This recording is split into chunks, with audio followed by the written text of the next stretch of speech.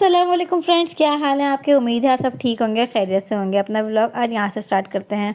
Sunday का दिन था। संडे के दिन का नाश्ता तो भाई हमारे यहाँ बहुत ज़बरदस्त होता है, लेकिन आज आसिफ ने कहा कि नहीं, हम लोग लाइट नाश्ता करेंगे। हम लोग चाय के साथ शाम में जो है तरकारी और पूरी खाएँगे, तो फिर हमें वो बनानी है। तो मैंने कहा चलें ठीक है। फिर उन्होंने पराठा भी नहीं खाया, मायदे ने भी, आसिफ ने भी पराठा नहीं खाया, तो पराठा मैंने बनाया ही नहीं फिर किसी के लिए भी। तो मैंने स्लाइस दे दिए इन लोग के, क्योंकि मायदे के पेपर्स भी होने वाले हैं और मायदा का मैंने नाश्ता करते ही पढ़ने के लिए बिठा दिया। मैंने मायदे से कहा मायदा सारा चैप्टर वगैरह सब याद कर लो, जब तक मैं तरकारी की तैयारी करती हूँ। मैंने आसिफ से कहा था आप बिल्कुल नहीं आएंगे किचन में और आप ना को मेरी हेल्प करेंगे, आपसे वो सेहत को संभालें। आसिफ ने वो सेहत को संभाला और मैंने जल्दी से आलू वगैरह सब वॉश करके रखे।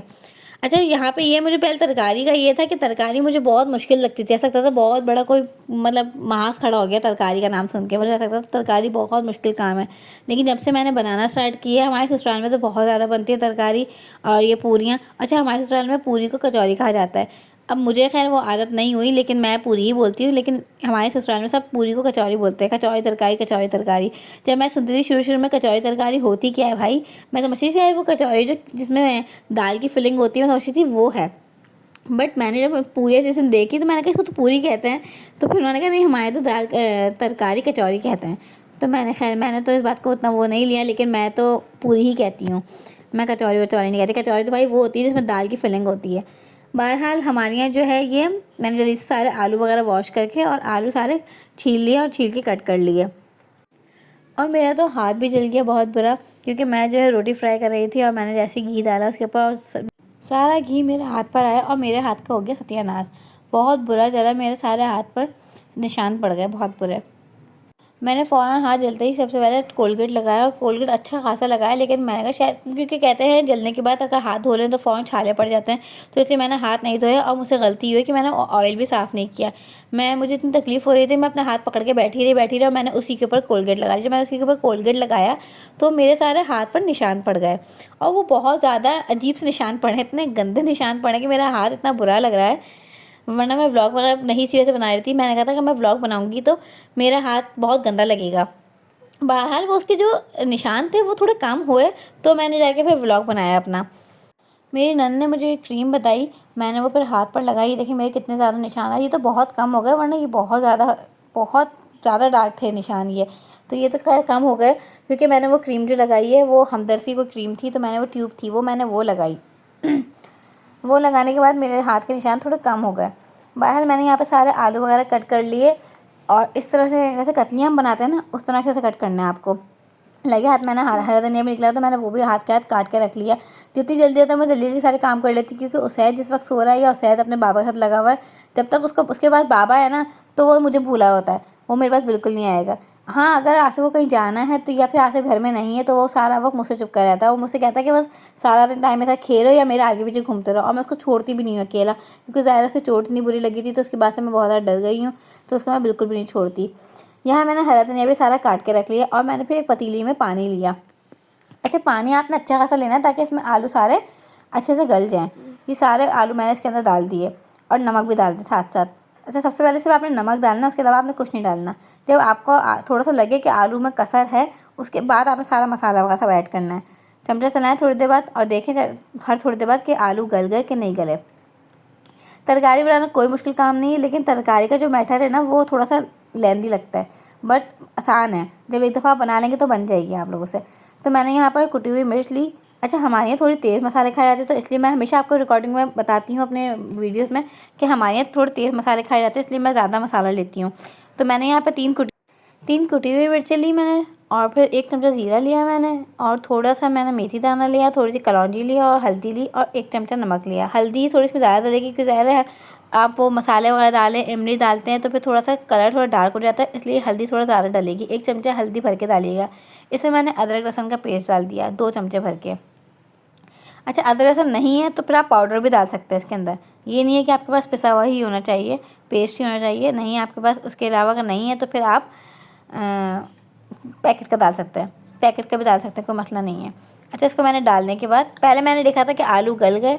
अगर आलू हल्की सी कसर थी तब मैंने सारे मसाले डाले हैं। आप मसाले डाल के इसको देखिए, शक्ल देखिए कितनी अच्छी आ रही है। अच्छा, हल्दी आपने ज़्यादा डालनी है, ठीक है। और फिर उसके बाद मैंने इमली भिगो दी। मैंने इमली एक प्याले में थोड़ी सी भिगो दी, क्योंकि इमली आखिर में डलती है। इमली और दही बिल्कुल आखिर में डलता है। और आपने सब सामान डालने के बाद उसको हल्की आंच पे ढक्कन ढक के रख देना है। अच्छा, अगर आलू ज़्यादा हैं तो आपने प्याली भर के दही लेना है, आलू कम है तो बस तो बिल्कुल थोड़ा सा मतलब आधी प्याली लीजिएगा। और मैंने यहाँ पे इमली वगैरह सब भिगो ली है और उसके बाद मैंने जो है ये इमली का जो सारा पल्प था वो निकाल दिया और एक प्याली में, और मैंने वो सारा डाल दिया। और जो दही था मैंने पूरा जितनी भी निकाला था सब दही भी डाल दिया। अच्छा, आलू को आपने अच्छे से तोड़ना है, क्योंकि जिस तरह तरकारी में आलू होते हैं, क्योंकि ज़ाहिर मैंने बड़े बड़े काटे थे, तो ये आलू को फिर आपने अच्छे से तोड़ना है। तोड़ने के बाद आपकी वही शक्ल नज़र आनी चाहिए जो तरकारी की शक्ल होती है।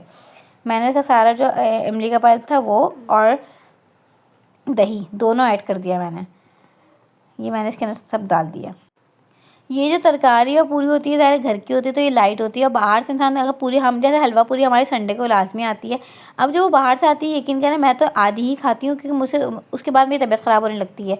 और यकीन करें जब घर में बनाओ ना तो मैं 2 पूरियाँ तो लाजमी 2 से 3 खा लेती हूँ, क्योंकि अच्छी वो हल्की लाइट होती है इस वजह से। और लोग जो है मैदे की बनाते हैं, मैं मैदे की पूरियाँ नहीं बनाती, और वो मुझे पर्सनली पसंद भी नहीं है, वो इतनी ज़्यादा हैवी हो जाती हैं। एक दफ़ा मैंने घर में बनाई थी, उसके बाद मुझे वॉमिटिंग लग गई थी, उसके बाद से मेरा मैदे से बहुत ज़्यादा दिल ख़राब हो गया, तो मैंने फिर वो मैदा बिल्कुल इस्तेमाल करना छोड़ दिया। मैंने यहाँ पे घर में हमारी जो ससुराल में जो बनती हैं वो आटे की बनती हैं और वो लाइट भी होती हैं, तो वो इंसान ज़्यादा ही खा लेता है। मैंने यहाँ पर आटे का लेके छोटे छोटे पेड़े बना लिए थे। आटा मैंने उसी वक्त गूंद लिया था जिस वक्त मैंने आलू वगैरह काटे थे, और यहाँ पे आप छोटे छोटे से पेड़े बना लें। जब मैं नीचे ससुराल में साथ रहती थी तो हमारे यहाँ माशाल्लाह सब फैमिली मेम्बर ज़्यादा थे, तो हम लोग बहुत सारे मतलब इतने सारे हम लोग बनाते थे पेड़े, और 2 बंदे खड़े होकर बनाते थे, क्योंकि ज़ाहिर है हर बंदे की 4-4 5-5 होती थी, माशाल्लाह मर्द थे सारे, तो इस वजह से हम ज़्यादा सब खाते थे। और बहुत मज़ा आता था जब इतवार के दिन हमारे इस तरह घर में नाश्ता बनता था, मेरे साथ हलवा बना देती थी, हम लोग तरकारी और पूरियाँ बनाते थे, बहुत मज़ा आता था। वो टाइम तो खैर बहरहाल पता नहीं कहाँ चला गया, लेकिन अब भी मैं बनाती हूँ तो मैं अपनी नीचे ज़रूर देती हूँ सास को, लेकिन मेरी सास गई हुई उम्रे पे, तो इसलिए मैंने नहीं दिया। देवर था तो मैंने उसके लिए बना के दे दी, और मेरी सास माशाल्लाह से उम्रे पे गई हुई हैं। तो बस मैंने फिर यहाँ पे सबसे पहले अपने लिए बनाई, अपने घर के लिए, क्योंकि वो ऑफिस गया हुआ था हबीब, तो फिर वो आया नहीं था, उसके फिर मैंने आने के बाद दी। तो यहाँ पर मैं आसिफ के लिए बच्चों के लिए बना चुकी थी।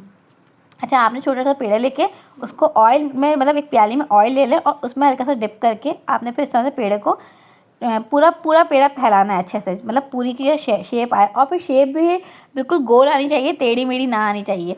स्टार्ट में तो खैर आपसे टेढ़ी मेढ़ी बनेगी, लेकिन वो बिल्कुल अजीब से नक्शे बन जाते हैं। लेकिन और फिर बनाई भी, सबसे बड़ी बात ये बनाई भी छोटी, मतलब बहुत बड़ी बड़ी पूरियाँ ना बनाइएगा, हमारी इसी शेप की बनती हैं और फिर वो ज़्यादा बनती हैं।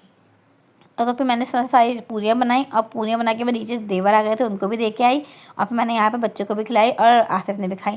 खैर आसिफ को तो बहुत पसंद आई, आसिफ ने मुझसे बोला तरकारी रखना उठा के, मैं कल शाम में भी खाऊंगा, तो मैंने फिर आसिफ ने तरकारी उठा के रखी, और तरकारी इतने मज़े की बनी थी, इतने मज़े की बनी थी, क्योंकि जो लास्ट में दही और इमली का पल्प जो डलता है वो बहुत मज़े का लगता है, बहुत अच्छा, उससे बहुत अच्छा टेस्ट आ जाता है। वो आप टेस्ट वैसे चखते रहें, नमक वगैरह हर चीज़ वो उसी वक्त टेस्ट कर लिए कि जिस वक्त आप बना रहे हैं, बट ये बहुत अच्छी बनी थी। अब देखिए मैंने पहले ये पूरी छोटी बनाई, उसके बाद मुझसे फिर सारी एक शेप की बनी इसी तरह की। दायरे पहली में तो मुझसे हमेशा गड़बड़ होती, पहले तो मुझसे थोड़ी सी सख्त भी हो जाती है, हार्ड हो जाती है बहुत ज़्यादा मैंने, लेकिन इसके बाद जो बनाई वो बहुत अच्छी बनी, और सारी पूरियाँ फिर इसी तरह की बनी, लेकिन वो बहुत मज़े की बनी थी।